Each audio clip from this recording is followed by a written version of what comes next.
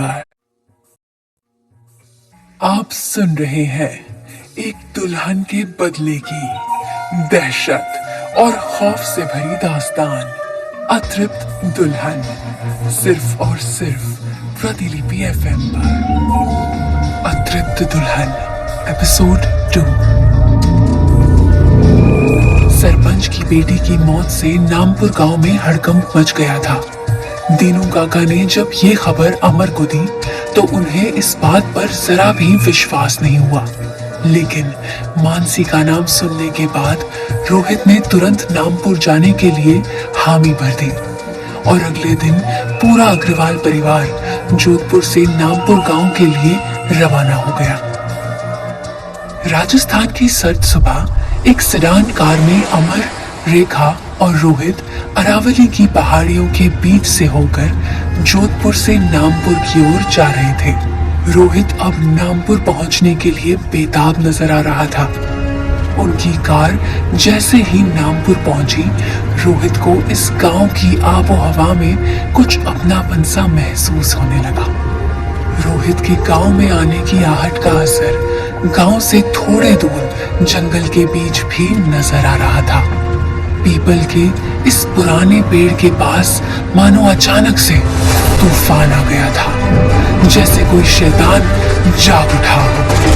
पेड़ के पत्तों की आवाज और तेज हवा के बीच ऐसा लग रहा था कि कोई रोहित को पुकार रहा था। रोहित, रोहित, या शायद ये किसी बड़े तूफान के आने की दस्तक थी। कार हवेली की तरफ बढ़ रही थी, जो कि गांव से थोड़ा बाहर स्थित थी।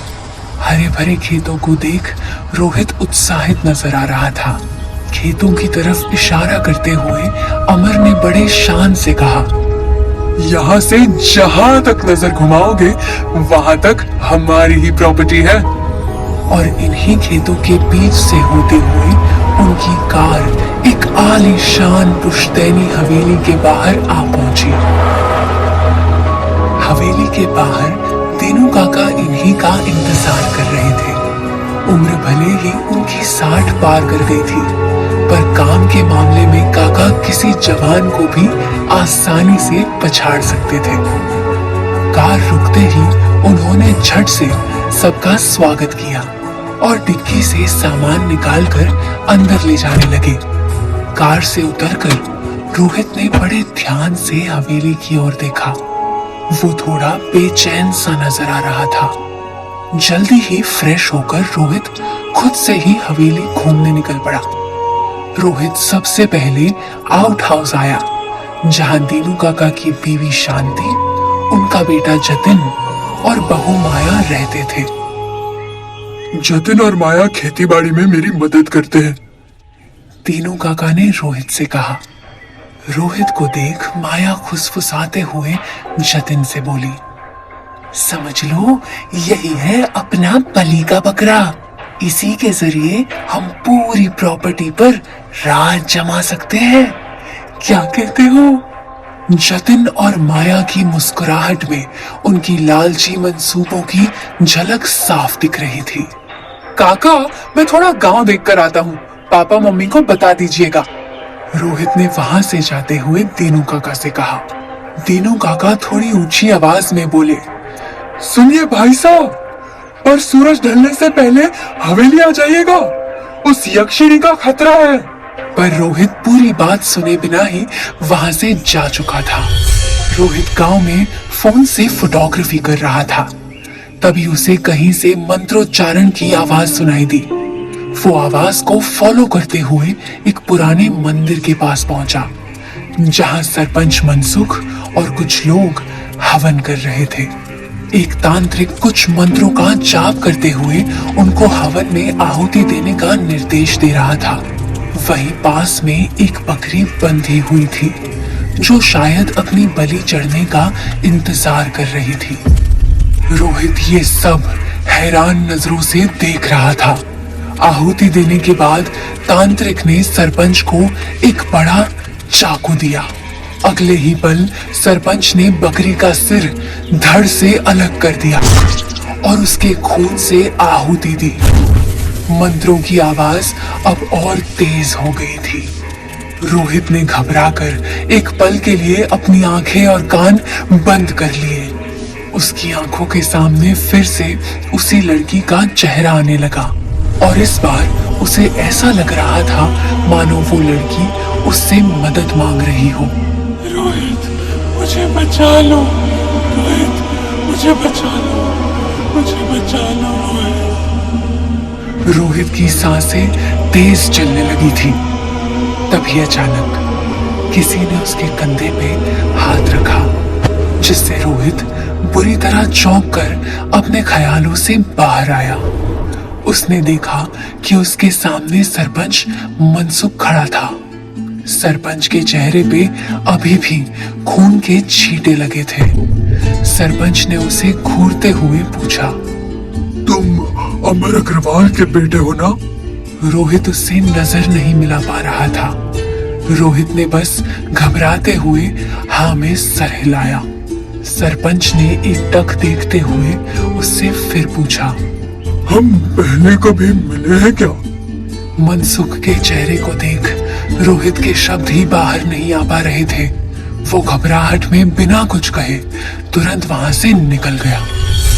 शाम ढल रही थी और गांव में लोग जल्दी जल्दी अपनी दुकानें बंद कर रहे थे। सरपंच की बेटी की मौत के बाद गांव वाले रात होने से पहले अपने घर पहुंच जाना चाहते थे। रोहित हवेली आके अपने कमरे से फ्रेश होकर सीधा डिनर टेबल पर आया, जहां अमर और रेखा उसका पहले से ही इंतजार कर रहे थे। तीनों काका उन्हें खाना सर्व कर रहे थे कि तभी अमर का मोबाइल बज उठा।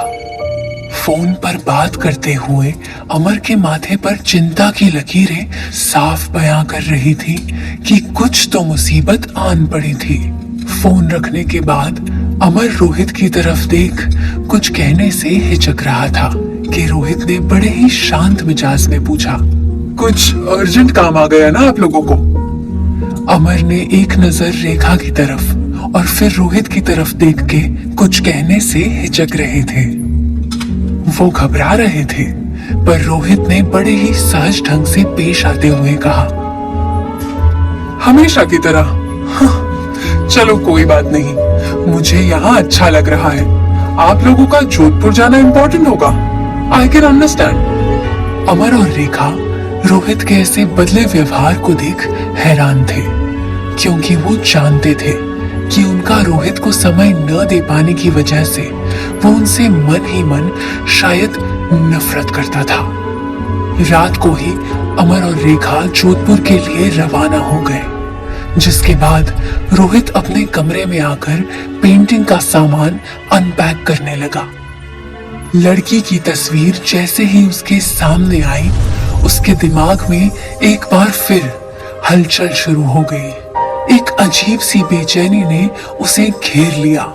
रोहित सीधे किचन में काम कर रहे दीनू काका के पास आ पहुंचा और परेशान स्वर में बोला, काका, मैंने आपकी बात सुनी थी जब आप मानसी के बारे में पापा से बात कर रहे थे। मुझे नहीं पता क्यों, पर मानसी और इस गांव का नाम सुनकर ऐसा लगता है जैसे कोई पुराना नाता है मेरा इससे। कौन है ये मानसी? मानसी का नाम सुनते ही दीनू काका के होश उड़ गए। हाथ में पकड़ा हुआ कांच का बर्तन छूट कर नीचे गिर गया और कांच पूरे फर्श पर बिखर गया था। रोहित दीनू काका को देख हैरानी में बोला, काका, आप ठीक तो हो? कौन है ये मानसी? काका नजरें चुराते हुए जमीन से कांच के टुकड़े साफ करने लगे और कांपते लहजे में बोले, तुम नाम मतलब उसके बारे में ना ही जानो तो अच्छा है। वो एक बुरा साया है इस गांव पर। रोहित को काका का व्यवहार कुछ अजीब लगा था। तीनों काका कांच उठाकर फेंकने के लिए चल दिए, पर जाते जाते वो रुके और पलटकर रोहित की तरफ देखते हुए बोले, कल पूर्णमासी की रात है, अब रात को हवेली से बाहर मत निकलिएगा। रोहित एकदम से पूछ बैठा, क्यों? क्या होता है पूर्णमासी की रात को? दीनू काका वहां से बाहर जाते हुए बोले। पूर्णमासी को यक्षिणी की शक्तियां चरम पर होती है। और दीनू काका वहां से चले गए। दीनू काका की ये बात सुनकर रोहित हैरान था। उसे ये समझ नहीं आ रहा था कि ये मानसी का नाम सुनते ही उसे इतनी बेचैनी क्यों होने लगती है। ऐसा क्यों लगने लगता है कि जैसे वो उसे बुला रही है। बेचैनी इतनी थी कि वो बाहर जाना चाहता था, लेकिन दीनू काका ने हॉल के दरवाजे पर भी ताला लगा रखा था। उसी ताले को देखते हुए रोहित अपने कमरे की तरफ बढ़ चला।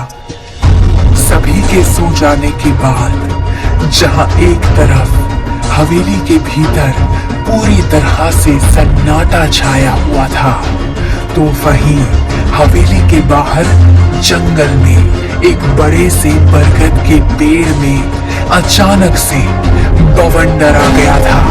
जोर जोर से हवाएं ऐसे चल रही थी जैसे इस पेड़ की टहनियों में चढ़कर कोई नाच रहा हो। और तभी हवाओं की सरसराहट के बीच से एक आवाज आई। आ गया है वो, आ गया है वो। इधर बाहर मचे भूचाल की आहट ने दीनू काका की भी नींद तोड़ दी थी।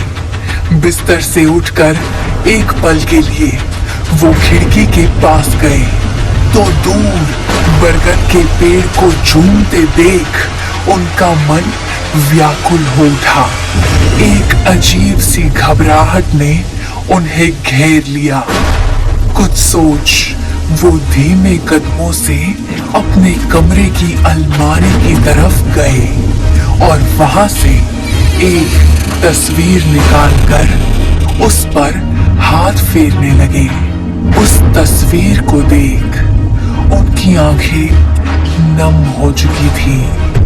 वही रोहित अपने बिस्तर में गहरी नींद में सोया हुआ था और नींद में ही जिस तरह से वो लगातार करवटें बदल रहा था, उससे ये लग रहा था कि वो किसी सपने के आगोश में है। और फिर अचानक से मानसी की तेज आवाज करते हुए वो उठकर बैठ गया। आखिर क्या राज है मानसी का? क्या खास है पूर्णमासी की रात में? क्या मिल पाएगा रोहित मानसी से? जानने के लिए सुनिए अतृप्त दुल्हन का अगला एपिसोड सिर्फ प्रतिलिपि FM पर।